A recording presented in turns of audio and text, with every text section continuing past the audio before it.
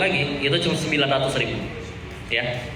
Orang datang, saya datang bawa cashnya ditaruh di bank, saya jadi punya saldo, nggak kelihatan duitnya saldo, tapi saldonya memang bisa dibelanjain, kecuali mati lampu seduniaan ya. Iya kan gitu ya. Maka datang orang mau ngutang ya, datang orang mau ngutang ya, gitu ya. Maka datang orang mau ngutang ya, ya, yang boleh satu cuma sekitar 900. Jadi cash di sini udah mulai nggak seimbang. Cashnya 1 juta, duit digital dalam bentuk saldo yang beredar di masyarakat berapa? 1.900.000. Emang efek sampingnya apa? Daya beli mereka meningkat ya. Dengan daya beli yang meningkat yang tidak sesuai dengan duit cash yang ada, itu kalau baru 1 orang. Kalau misalkan yang nasabahnya 1.000 orang, yang utang nambah lagi 2.000 orang, maka punya 2.000 orang yang cashnya mah nggak ada, tapi dia punya daya beli. Maka misalkan segelas air ini, sebotol air ini 10.000 misalkan. Tapi kalau ternyata barangnya tiba-tiba lagi kelangkaan, si botol yang 10.000 ini saya beli deh. Kalau saya beli ini masalahnya orang nggak kebagian. Mulai pada Pak, kalau Bapak jual ke saya berani bayar 100.000. Kalau kamu beli, jadi kamu doang dong yang punya. Saya juga butuh air itu, Pak. Saya berani bayar 200.000. Enak aja, kamu yang dapat dong, Pak. Saya bayarin 300.000. Gitu ya terus. Yang botol tadinya 1 botol 10.000 jadi sebutin inflasi, bukan infusnya. Ini terlihat mengerti atau tidak? Saya tidak terbaca. Ya, ya Allah. Ya. Kok ini nggak ngerti, pokoknya ibu pandangan cuma. Oh gitu ya. Berarti yang meminjam boleh ke saya, Bu lihat ya boleh, kok ya teteh ya. Sama Uni. Ya udah kalau kayak gitu mah nggak usah kajian, langsung aja foto-foto.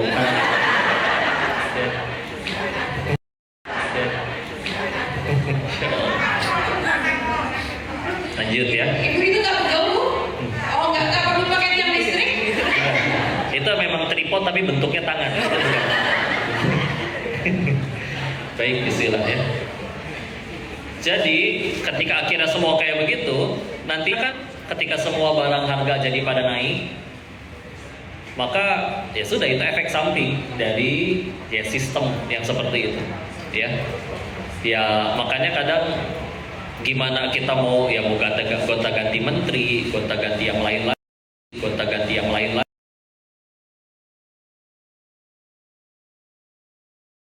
Baru bicara tadi 1.000 orang, ini kan Indonesia itu 270 juta orang, sekian banyak komoditi, ya pasti ngalaman lah ya, semua juga begitu. Karena memang ya sistem kayak gini seduniaan memang.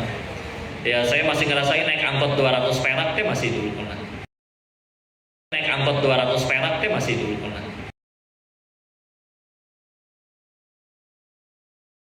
Isi bensin motor 5.000, ya. Kendor juga nggak dapat 5.000. Tahu kendor? Kentucky dorong. Yang Kentucky asli boykot soalnya. Lagian enakan yang didorong ada sambal gepreknya. Tahun yang asli mah saus kumpulnya. Insya Allah. Jadi ya sudah, itu cuma salah satu contoh. Dan ketika kita pengen jadi usaha syariah, ini juga bagus ya, dalam artian kadang ketika ada yang pulang ngaji teh akhirnya ya udah saya resign aja, saya pengen sholat sujud ngaji gitu ya, kira enggak. Silakan kalian mau jadi apapun sebagaimana dulu para sahabat Nabawi ada makam baki, tahu ya? Jumlah sahabat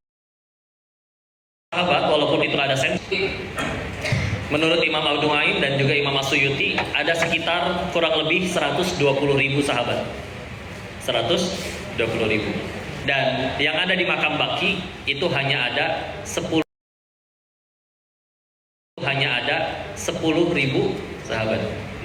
Jadi sisa 10.000-nya kemana? Berkelana kemana-mana, menyebarkan kebaikan, ya. Dan menyebarkan kebaikan pergi zaman dulu itu sekalinya pergi belum tentu pulang lagi. Pulang nggak ketemu, janjiannya dia bingung, nggak ada WA, nggak ada internet, ya. Tapi dengan akhirnya yang penting kita sama-sama dalam ketaatan, mereka megang satu keyakinan, ujung-ujungnya ke surga iya pulang, pasti ketemu juga. daripada kumpul bareng terus tapi sama-sama bersepakat dalam kemaksiatan. Ya udah, di dunia doang ketemunya, di sananya ketemu tapi sama-sama disiksa, kan gak asik ya. Jadi bismillah, kita bisa bicara banyak panjang terkait bagaimana cara Abdurrahman ibnu Auf dengan dengan Abdurrahman ibnu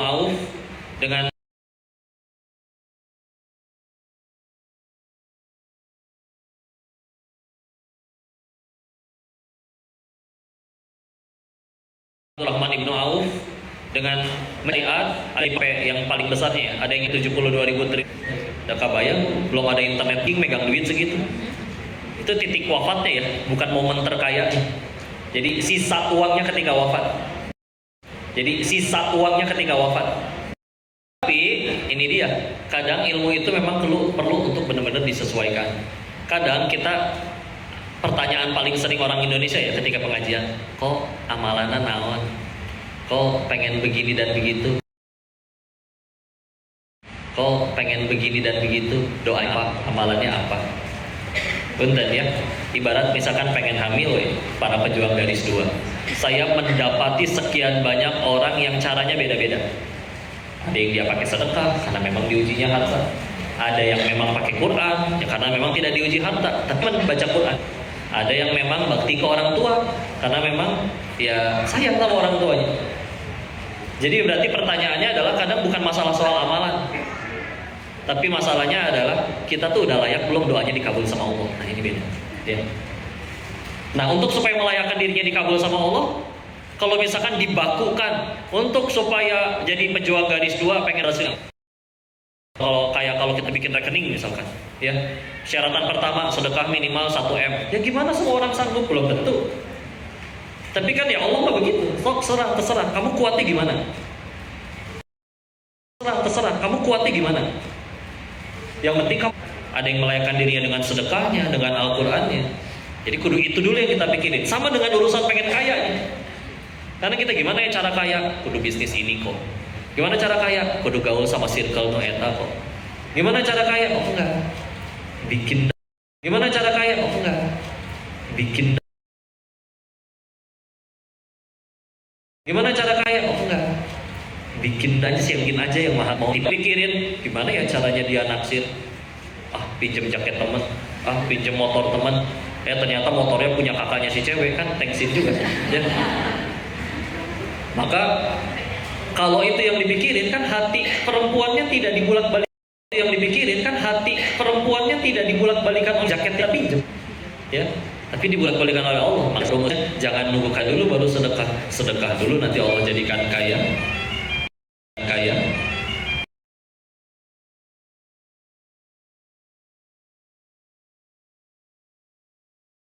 Ini bahasannya kayak gitu. Rasul aja ngajarin sahabat itu menyesuaikan. Ada sebagian ilmu yang memang Rasul tuh nyampeinnya tuh pelan-pelan. Contoh, Muadz bin Jabal. Walaupun ini tidak ada kaitannya dengan bisnis syariah ya, tapi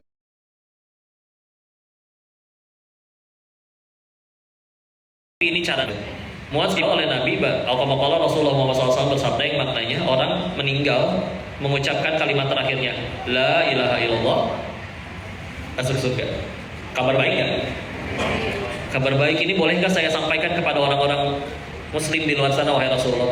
Jangan. Masa jangan? Kenapa? Belum siap. Ya, belum siap. Apa jadinya kalau berita ini nyampe orang, masih tinggal mudah-mudahan nanti pas meninggal ngomong begitu. Ya, walaupun nggak tahu kapan meninggalnya. Ya. Ziarah kubur dulu sempat dilarang. Lalu menjelang Nabi sudah semakin sepuh baru dinasehati, silakan berziarah kuburlah karena itu membuat kamu ingat akan kematian. Ya. Kenapa dilarang? Dulu kan kita tahu berhalanya, dan salah satu yang mereka berhalakan ya kuburan orang soleh di zaman dulu. Ya. Maka dilarang dulu, menyesuaikan. Periwayat hadis terbanyak dari golongan sahabat, contohnya Abu Hurairah sekitar 5.374 hadis. Ya, beliau tapi pernah menyebutkan seperti ini: ilmu yang kudapat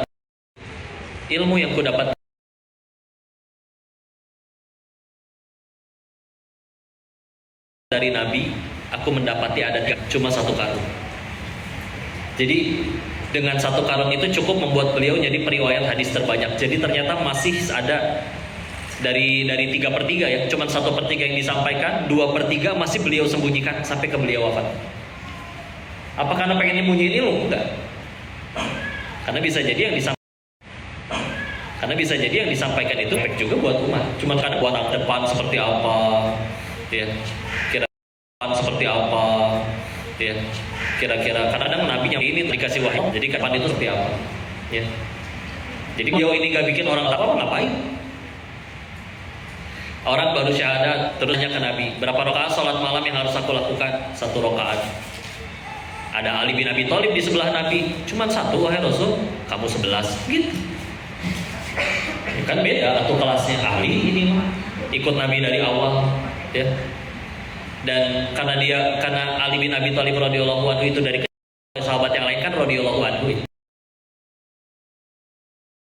Kalau Ali nambahin ngomong wajahnya, karena sahabat yang lain itu dulu ya pernah nyembah berhala dulu, akhirnya ceritanya mualaf masuk Islam. Kalau Ali dari awal pertama kali dia kenal agama langsung ikut agamanya Rasulullah, langsung ikut Islam.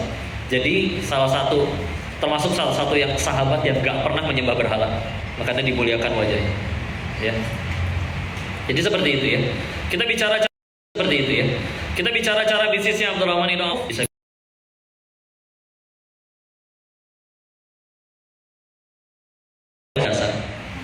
beliau jadi kaya, kita bisa jadi pengen kaya, tujuan utama. Dan kalau repotnya kalau sesuatu itu jadi tujuan utama, sampai punten rajin banget duha, iya dong biar dagangan laris, itu ya. Apa-apa tenang, jangan salah. Pernah ada yang panik dilemparin ke kolam. Ada masjid yang di depan tempat imamnya tuh kolam gitu, dialungkan. Imamnya tuh kolam gitu, dialungkan. Imamnya tuh kolam gitu, dialungkan. Awas berarti jantungnya masih sehat. Insya Allah. Baik, istilah ya. Itu dia tadi ya, bukan nggak boleh, tapi kalau jadi tujuan utama, yaitu tadi masalah kelayakan. Karena mereka sahabat kayak contoh Abdurrahman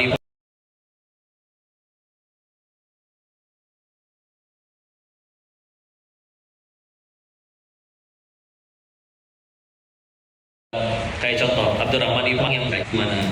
Tapi ketemu Nabi itu Denny surga mau mati pasti jujurnya bakal yang disampaikan gitu. Kenapa?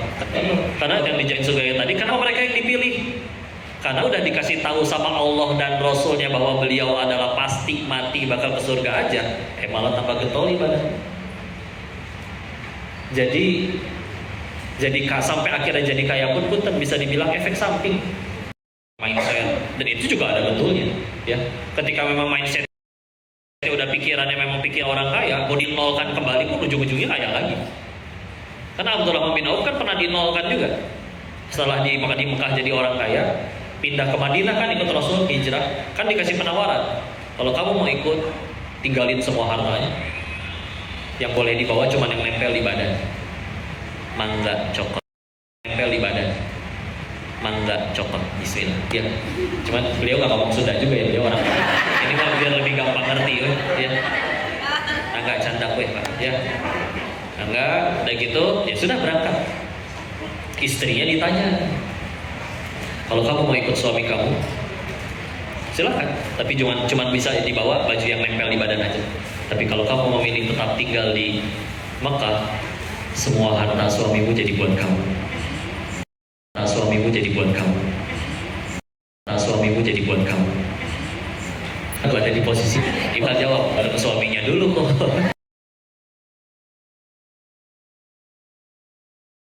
Ternyata hanya perlu waktu 3 bulan untuk menjadikan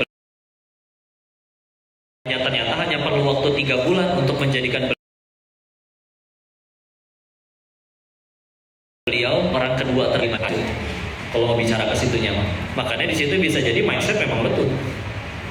Begitu nyampe juga Rasul kenal karakter para sahabat, maka dipersaudarakannya juga dengan salah satu orang terkaya di Madinah, Sa'ad bin Rabi radhiyallahu anhu. Ya, yang udah berkata setengahnya buat kamu. Tapi punten mohon maaf ya, Sa'ad bin Rabi saat itu punya istri dua, maka disuruh pilih mana yang lebih kamu suka. Nanti aku kan setelah punya istri dua, maka disuruh pilih mana yang lebih kamu suka. Nanti aku kan setelah beres masa ini nikahkan dengan kamu. Sampai segitunya. Tapi kan jawabannya Abdurrahman bin Auf, semoga Allah merahmati beres masa ini nikahkan dengan kamu. Sampai segitunya.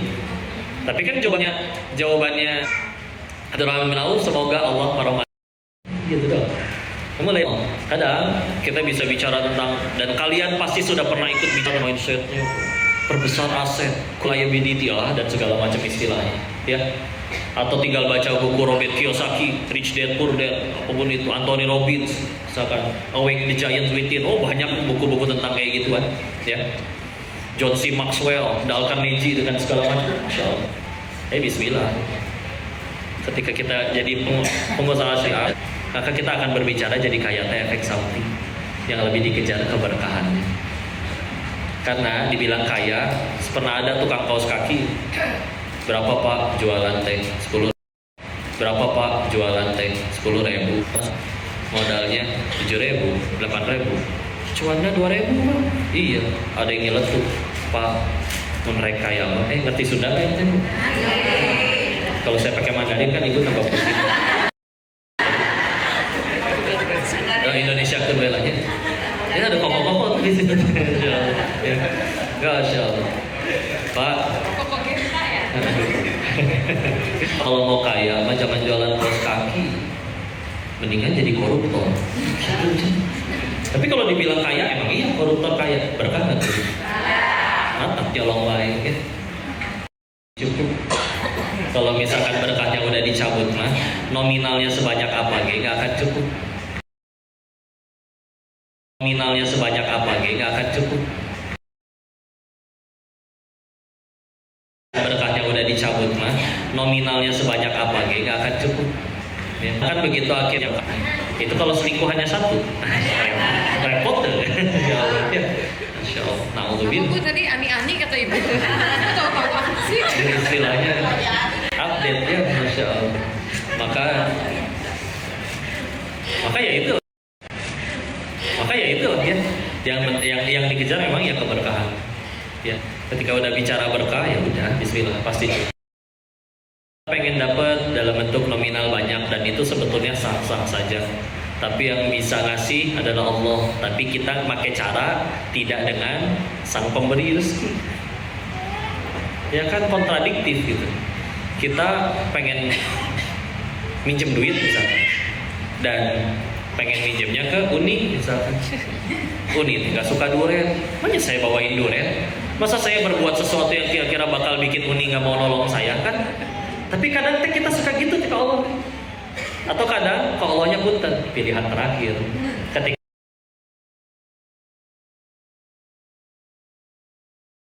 ke Allahnya punten, pilihan terakhir. Ketika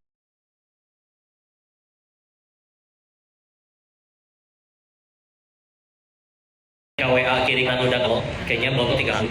Aja biarlah punya teman, kalau senang-senang biasanya sama grup yang ono.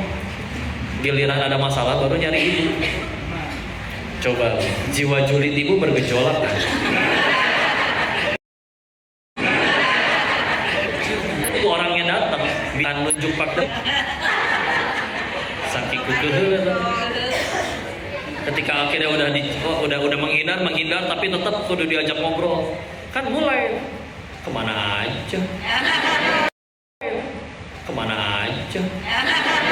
Dan gini, orang senang bareng di story.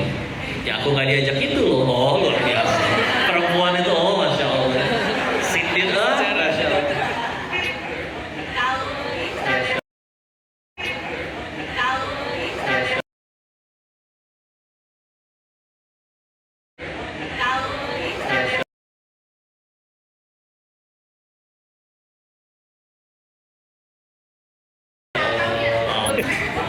Bu, kabayang tuh dikitukan ke Allah. Ada orang-orang dahulu ketika ditanya, siapa Allah itu bagimu? Dia menjawab, dialah Allah yang tetap memasukkan udara ke ruanganku, padahal aku sedang bermaksiat mengkhianatinya di dalamnya.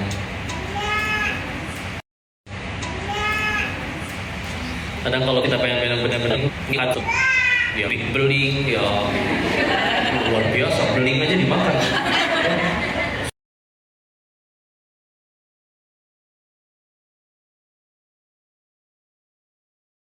Segala macam yang minum gula apa segala macam, dan tuh kayak ngerti yang disalurin darah ke bagian yang memegang, yang enggaknya dibuang pakai sinyal yang sempurna untuk membuang, mules. Jadi waktunya buang air handphone, jadi waktunya buang air handphone teh bunyi, waktunya gak bangun, tahu-tahu bangun. Coba ya, gratis Allah aturin, ngerti. Coba makan wortel keluar wortel, repot. Dan coba kalau misal setiap kali kita makan, kita ngaku dulu, kenapa kamu diem aja? Bentar kok, tadi saya makan wortel, ini vitamin A nya lagi saya serap nih. Tinggal saya arahin, nah darahnya jemput, saya arahin ke mata nih, diajak ngobrol jadi ke kuping. Enggak, sambil maksiat gitu tetap terjadi. Oksigen dari kelas 3 SD saya tahu cuma 21% atau 20%, sisanya nitrogen 7%, 1% kan nggak ada tulisan yang mana oksigen. Itu campur bau nasi goreng, bau kelek batu, bau jigong orang. Sedangkan tubuh kok ngerti yang diambil cuma oksigen doang. Baru nemunya jawaban pas belajar biologi SMA. Karena di darah itu mengandung yang namanya hemoglobin, yang secara kimiawi dia lebih mudah berikatan.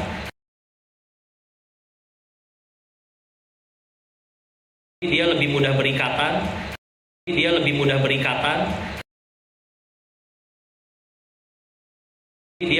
berikatan hanya dengan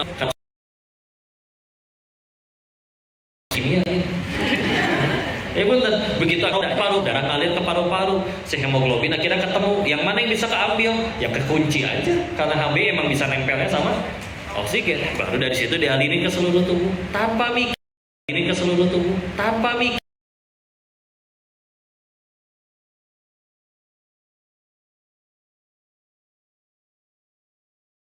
Ada ambil maksud.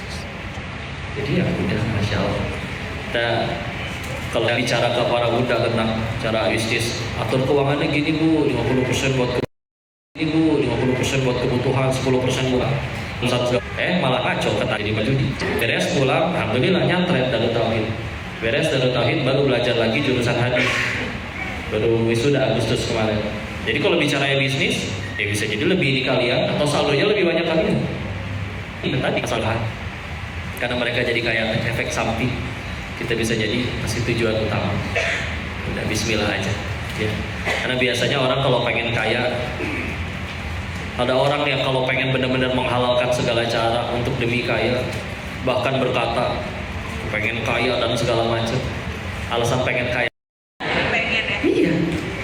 Coba yang udah pernah kaya, yang benar-benar kaya dari lahir sampai ke detik ini belum pernah ngerasain gak punya apa-apa, ditanya gak? Kamu kepengennya apa? Ada gitu yang jawab pengen kaya? Nggak ada, udah kaya. Kadang ada yang cuma jawabin, saya pengen tenang. Saya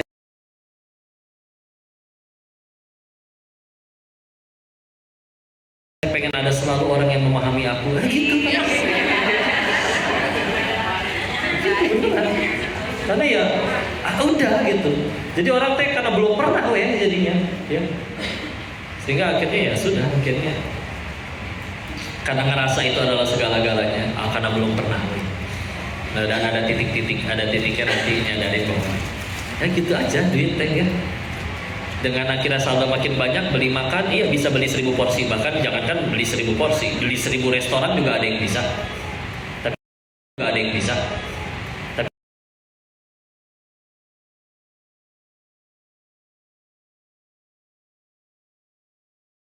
orang kaya blow on. Jadi saking kubloona coba. Wah, dulu saya susah makan teh nasi kangkung, sekarang udah kaya pengen nyobain semua daging sama bandungan. Ya, Begitu dicoba, nanti pasti ada titik yang ngerasa, gitu daging. Gitu daging. Mau daging steak wagyu tenderloin import seporsi 1,5 juta sama tempe bacem nyaris basi, kan bedanya 5 cm di dia. Kalau cadel 3 cm. Begitu ketelan memang rasanya beda. Apa yang paling sama? Keluarnya sama-sama bau. Pak, ya daging mahal bisa Pak. Oh iya kok, nanti keluarnya wangi. Pasti. Nggak ada yang kayak begitu. Bisa beli 1000 villa beli. Tapi ya tetap tidur mah di atas kasur 1 kali 2. Nggak mungkin tiap malam dikunjungin pindah-pindah. Repot packingnya. Begitu pindah juga ya tidur. Begitu pindah juga ya tidur. Repot packingnya. Begitu pindah juga ya tidur ya tetap dia guling.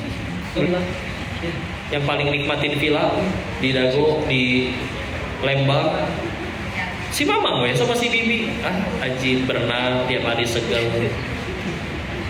lari-larian Mama Bibi nanti malam mau tidur di lantai berapa saya tilu yuk tiap bulan digaji nggak mikirin bisa yang punyanya tagihan Pak isi token kalau kontrakan kecil ke token 20.000 wajar villa masa 20.000 dilepeh ya.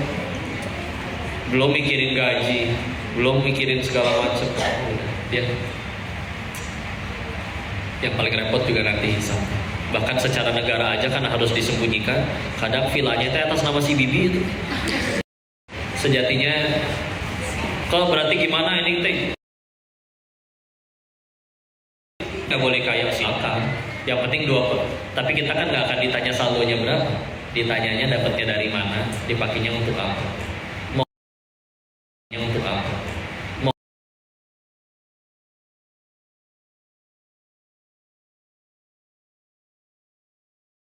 Mau ini saldonya dari judol, dipakainya buat pinjol, udah mau sedikit, reject lagi kiri kanannya. Udah, silakan kaya. Ya ada yang di sini ada yang mau viral, kok saya mau viral, nggak boleh, emang enggak. Tapi kalian nggak akan ditanya followersnya berapa. Ditanyanya followers kamu ajarin apa, kontennya positif kan, apa joget-joget doang ya. Karena memang pintu surga betul 8, tapi pintu surga bagi yang centang biru seingat saya mah nggak ada. Komen 2 judi palsu. Begitu dilihat yang komennya ya suaminya sama dianya lagi.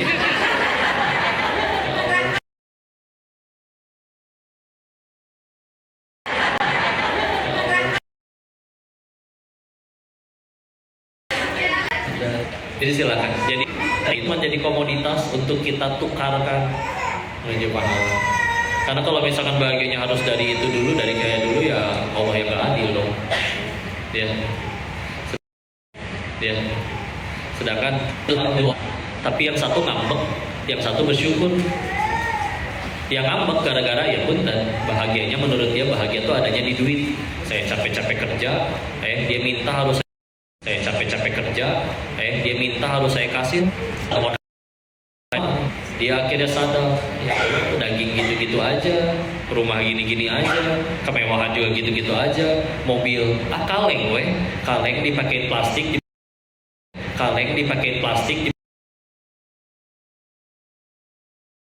dipakein kaleng. Kenapa? Kalau orang nggak punya pesawat tapi ke Mekah, coba ibu punya pesawat masing-masing, ribet parkirnya. Nyampe tetap yang penting mah nyampe, nggak usah bayar pajaknya dan segala macam ya. Itu semua cuma jadi efek samping. Yang tadi orang yang sedekah sadar ya Allah ini teh berarti duit saya teh belum tentu jadi kebaikan, maka harus saya konversikan ini jadi pahala. Dia ke lampu merah,